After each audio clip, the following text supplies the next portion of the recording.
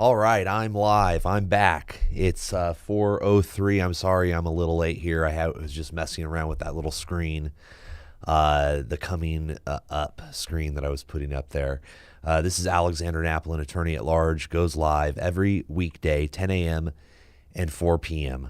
This is my afternoon session. We'll be discussing a current event, and something I found interesting while we were on our break is the Illinois Snapchat lawsuit. It's real. Here's what we know. Okay, so, what to know about the settlement in the case. So there was a settlement for violation of Illinois' Biometric Information Privacy Act. Okay, so apparently there was a lawsuit and now a settlement by Snapchat. So users of Snapchat's biometric or facial recognition technology, okay, through the use of lenses and filters. Okay, so when you use Snapchat, there's also a special lens you can download. I've actually downloaded this lens in the past and used it to modify the features of my face. So that's what we're talking about here when we're talking about biometric information. Snapchat apparently stores this information on their system and then maybe resells it. So the law that is at issue is the Illinois Biometric Information Privacy Act, which I actually pulled up here under 740 ILCS 14 Section 15, specifically states that no private entity in possession of a biometric identifier or biometric information may sell, lease, trade, or otherwise profit from a person's or a customer's biometric identifier or biometric information. Now, there's nothing in this article to suggest necessarily, besides there's a settlement, there's nothing that says that Snapchat admitted to violating this law. Okay, it only says that they deeply value the privacy.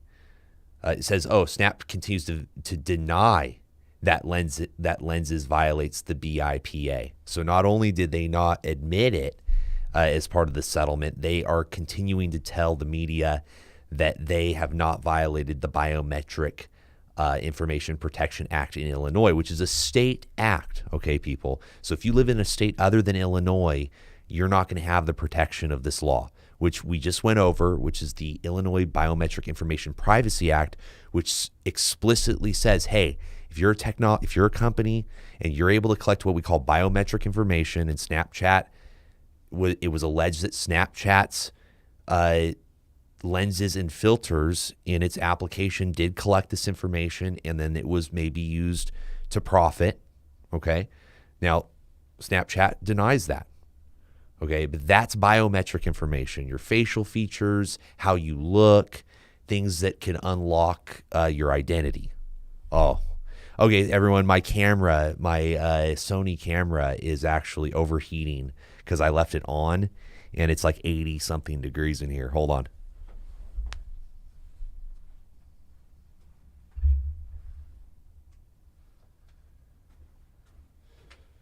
Okay, I'll just leave that off there and let it kind of cool down. Okay, so there's no Biometric Privacy Act in other states, but there is legislation. I looked up in California if there was any legislation in the pipeline, and there is. So not every state has this. It's still stuff that's coming out. I found that there is legislation. There is a Senate Bill 1189. It looks like it is somewhere in draft mode. I'm not 100% certain how to read the notes here. It says held in committee and under submission. That was May 19th. There was a hearing. Prior to that, it had been placed on APPR suspense file on April 25th, and prior to that, it was read second time and amended, referred to the commission on APPR. So that all happened in the last, since April, and now it's placed on suspense file. I don't know if that means it didn't go through or what's going on with it, but in Illinois, there is a Biometric Information Privacy Act, And like the California one would propose, it's going to make selling biometric information illegal.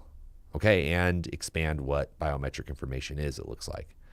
So biometric information, okay, that is, it goes on to say, at the center of the allegations is Snapchat's lenses features, which allows users to take a snap and then select a particular lens and modify their facial features with special effects, according to court documents. The lawsuit claims lenses involves the use of technology to create a face scan and creating, obtaining, and storing a user's unique biometric identifiers. Okay, so these are the things you use to unlock your phone and your identity and all of that stuff. And that's why these laws are coming into play, because there is privacy concerns that citizens have over how their information is used, especially if it's like a social security number, how you identify yourself. I mean, come on. But again, Snapchat is not admitting to any liability whatsoever. They vehemently deny that lenses violates the Biometric Information Privacy Act. They go on to state that they deeply value the privacy of our community, and Snapchat lenses do not collect biometric data that can be used to identify a specific person or engage in facial identification. So this article goes on to state that there is a deadline for submitting for the lawsuit. That's November 5th. I have no financial interest in this unless, of course, you come to me and you want me to help you identify whether or not you have a class action. I don't know. That's just, you could ask me that question, I guess. I'd have to refer you to a lawyer in your state. Okay. But, you could come to me and maybe I could help you find that information. You just dial 866-NAPLIN or just hop into the chat here, ask the question, just say, hey, how do I contact you? I'll give you a phone number. I guess I should provide a direct message feature. You could go and if you have if you're on my profile there, you could find Linktree or whatever, and you could go find my Facebook profiles or something. Okay, so, no one's really watching this except for maybe Charlie. Charlie's hopefully watching this. He can't see me because my camera overheated because it's so hot in the suite. I guess they turned the air conditioning off, and now it's 80-something degrees in here, and the camera overheated. So, yes, the Illinois Snapchat lawsuit is real. Okay, so there's also a lawsuit against Facebook. So maybe there will be more of these types of lawsuits. Maybe since there's settlements, okay? So the settlements probably aren't that huge. That's probably maybe why the company just went ahead and settled these out. But it says if a company is found to have violated Illinois law, citizens can collect civil penalties up to $5,000 per violation, compounded by the number of people affected and days involved. No state regulatory agency is involved in enforcement. So there's no regulatory agency out there in Illinois saying, hey, we're going to investigate any company and refer over to the Attorney General for criminal prosecution, any violators of the biometric law. It's just private citizens who are allowed to bring private actions and collect civil penalties up to $5,000 per violation, compounded by the number of people affected and the days involved. So I don't know what the specifics are, but if it's $5,000 per violation and you used it on multiple occasions, maybe the statute has a lot more bite than you think, or days involved. I don't know how they went about with the settlement, compounding, how much people are owed. It must take into account that, maybe they didn't actually violate it, or that Snapchat and the big tech companies could appeal it. I mean, if the tech companies are, told to pay some massive amount of money under the Illinois Biometric Privacy Act, I'm sure that they're going to try to find a way to say that act's unconstitutional or something like that, try to fight the act.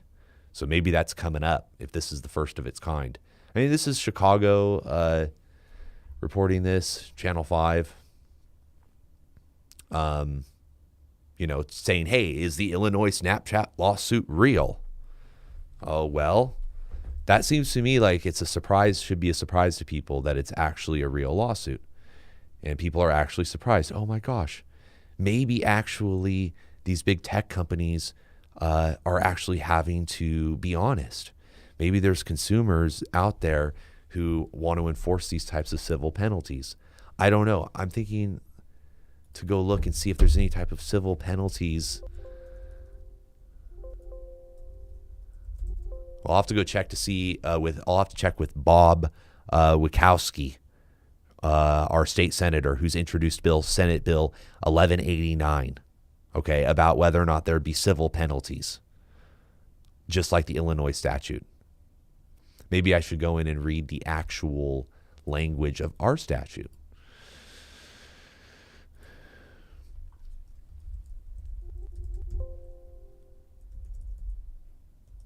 There's going to be civil in there a lot. Oh, an individual alleging a violation of this title may bring a civil action for any of the following relief. Statutory damages, come on. Not less than $100 and not greater than $1,000 per day. I don't know what per day means, but something interesting going on there with per day. How do they calculate that? I'm not 100% certain, but in California, the proposal is to only do $1,000 per day. In Illinois, Snapchat, tech companies, Facebook, facing up to $5,000 per day for a violation of the Biometric Information Privacy Act. It's actually not called that. Well, anyway, the BIPA. Yeah. Biometric Information Privacy Act. Okay, actual damages could also be, and punitive damages, however, reasonable attorney's fees and litigation costs, any other relief, including equitable or declaratory relief that the court determines appropriate. That's a pretty wide range of reasonable attorney's fees and litigation costs. That section has a lot of bite in it. That's going to make some private action very, very, very profitable if a violation is found. Because this information that the that the tech companies are collecting from you, it's your private data, and it comes at a price. They run their companies by collecting this data on you, and they sell this data and they make money, and that's how they're able to offer you services and make money. That's why the tech companies are so rich. I mean, I'm on all their platforms. I'm on Twitch and YouTube and Facebook and on everything I use. So it's, they're necessary, but they also, certain companies are only about the dough and they're only about information. Maybe they don't intend to be about sharing your information and selling it, but let's face it. I mean, if you're the richest company in the world, or one of the richest companies in the world, and all you do is run advertisements, that's what you are. You are a big billboard where people put ads on you and then other people look at it. Right? And then you start to get more sophisticated. You start saying, okay, well, how can I make more money? If I have a huge billboard, there's everybody putting their ad on it, you go, well, I just want to show the ad to the people who are most likely to engage with the ad, most likely to buy the product. So then all this data is collected on all the people, and then they put it into their little algorithm, and it tells which people to show the ad to. Now, some people, they say, I don't want to have that. I don't want to be opted in to personal advertisements or whatever. I've had it on for a while. I thought, let me see what it looks like. Now I have it off. And people are concerned about privacy. Biometrics is extremely is sensitive information. In other words, how somebody exactly looks and whatever shouldn't be stored for the sale. Well, especially not like how somebody looks. I mean, if you could use a machine to recreate a biometric face, a facial feature of someone, to recreate it in a way that the other machine accepts it as real, then facial recognition is basically hackable. So to the extent that someone's collected all of this information on you, it may be that they are able to, hack your information. So states are now watching out for their constituents. In Illinois, they're watching out for people who have voiced concern over the privacy of their data. of their biometric private data. And now there's lawsuits with these civil penalties involved. Unfortunately, in California, it's looking like it's only $1,000 per day instead of $5,000. But, California's got to be careful because California would bankrupt a tech company or something with that. I mean, because you think about the tech company having to pay up to $5,000 per day on a violation that affected the entire population of California versus the entire population of Illinois. I mean, the catastrophic consequences of their actions. I mean, bankrupt population.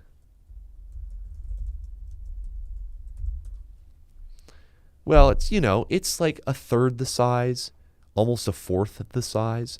It's a lot of people in Illinois, So I'm sure most people had not downloaded the Snapchat lens. I did.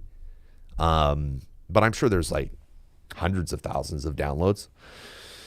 So we're talking about millions of exposure for these tech companies on a population like that. And a population like California, could be big. So that's why they probably are keeping it down to only $1,000 because the tech companies are all in California. They're like, hey guys, let's keep that liability a little lower. Can we have some reform on us, please? And don't make it too bad when we get slammed by these lawyers. So, I want to put in a proposal to do $5,000 per violation, $5,000 per day, just like the Illinois statute. That's my proposal to Bob Wachowski. Senate Bill 1189 should be amended. More damages, just like the Illinois statute, so that Snapchat has to pay California residents who had their information potentially sold or sold in some type of bundle that could have potentially violated. Because we don't want to make the allegation that Snapchat necessarily violated the law, because technically these are just allegations and it's just a lawsuit. It's just a civil settlement. It's all done under the, guise of settlement, of spirit of settlement. You can infer, okay, if somebody pays you money to go away, that's not necessarily a win. I mean, that doesn't necessarily mean you were right. Doesn't mean you weren't right. Doesn't mean you were wrong. Just doesn't necessarily mean you were right. Because the settlement means that the defendant and all the parties get certainty. They know what's going to happen in the future. They settle. And some people want settlement even if they did nothing wrong, or maybe there's just a slight question. They're not certain. So anyway, moving along here. That's our topic for today. If you are out there, you're listening to the stream, you can't see me because my camera's off. But if you're out there listening to the stream, we'll be on streaming at 10 a.m. tomorrow. This is Alexander Napolin, Attorney at Large, goes live every day, every weekday, 10 a.m. and 4 p.m. Remember that the information you hear is not legal advice. It's informational only. This is an entertainment station. So you come in, you listen to the current event from a legal perspective. We talk about potential lawsuits, how they'll affect you potentially in the future. In this case, we were looking at the Illinois Snapchat lawsuit, whether or not it could take place in California. You might want to know this. Okay, this is important information because I think everybody's pretty concerned about their privacy rights and what happens with their social media accounts nowadays. And then I'll be taking your questions in the chat. So you just pop your question in the chat. You say, hey, Alex, I have a question. Remember, it's not legal advice. If you need legal advice, you need to contact a lawyer in your state. So if you're in California, you can give my office a call, 866-NAPOLIN. I'm going to go ahead and throw that in the chat.